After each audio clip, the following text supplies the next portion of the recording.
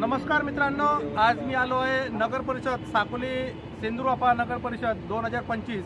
तर आपल्यासोबत आज बहुजन समाज पार्टी साकोली सेंदुरवापा येथील उमेदवार आपल्यासोबत आहेत। तर आपण आज त्यांच्यासोबत चर्चा करूया की या साकोली सेंदुरवापा या क्षेत्रामध्ये या अगोदर जे बीजेपी सरकार होती त्यांनी काय क्षेत्रामध्ये काम केले नाही केले याबद्दल ते सांगतील आणि त्यांच्या काय मोठं आहे या नगरपंचायतमध्ये।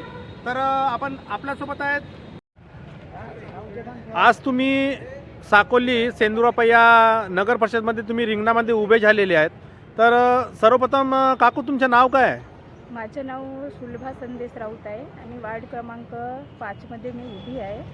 आणि वार्ड क्रमांक 5 मध्ये अशी परिस्थिती आहे की तिथे बरोबर नाल्या साफ होत नाही किंवा रोड बरोबर नाही। आता मी एका घरी गेली होती, तिथं मला म्हटलं की मॅडम म्हणे की आम्हाला घरकुल नाही, आमच्या घरामध्ये आम्हाला राहायला सोय नाही आहे। तर माझं मत असे आहे की बहुजन समाज पार्टी आपल्यासाठी जे काही करत आहे आणि करून घेत आहे, तर हे लोक सर्व तिच्याकडे न वळता बीजेपीकडे कसे वळतात। या अगोदर अशी बोलली, त्या म्हणत होत्या या अगोदर जे बीजेपीची जे गव्हर्नमेंट होती इथं नगर परिषदमध्ये त्यांचे काही काम वगैरे होते काय?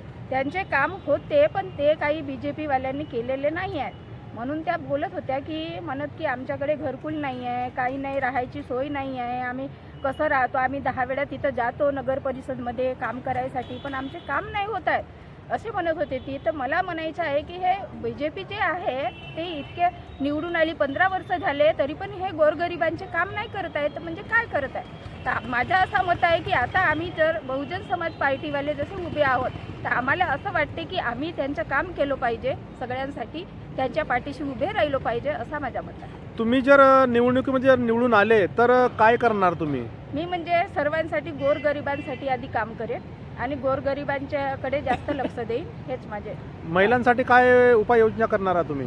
महिलांसाठी म्हणजे काहीतरी त्यांना काम वगैरे नाही का, असं काहीतरी महिलांसाठी काहीतरी काम म्हणजे असं काहीतरी पाहिजे ना का, काम आणण्याची नाही का कोशिश करायची आहे। भाऊ काय सांगाल, आज जे तुम्ही या नगर परिषदमध्ये उभे आहात साकोली सेंदुरवापा नगर परिषदमध्ये, काय उद्देश ठेवून सर उभे झाले इथं? सर्वात प्रथम जय भीम, नमो बुद्धाय आणि जय संविधान आणि जय माता दी। मी प्रभाग क्रमांक 9 वरून आशिष गुप्ता उभा आहे आणि सर्व लोकांची समस्या पाहून मी उभा झालो आहे आणि BSPला मी पाठिंबा घेऊन उभा आहे